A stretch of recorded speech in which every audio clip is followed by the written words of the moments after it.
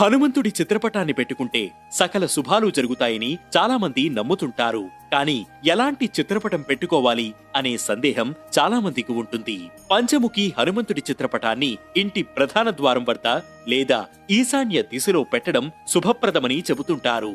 ఇలా చేస్తే ఇంట్లోకి నెగటివ్ ఎనర్జీ ప్రవేశించదట. ఇక గాలిలో ఎగిరే హనుమంతుడు లేదా హనుమంతుడి భుజాలపై రాముడు ఉన్న చిత్రపటాన్ని దక్షిణ దిశలో పెడితే సమాజంలో కీర్తి ప్రతిష్టలు పెరుగుతాయి. జెండా పట్టుకున్న హనుమంతుడిని ఇంటి పడమర దిశలో పెడితే పెండింగ్ లో ఉన్న పనులు పూర్తవడంతో పాటు ప్రతి పనిలోనూ విజయం సాధిస్తారు.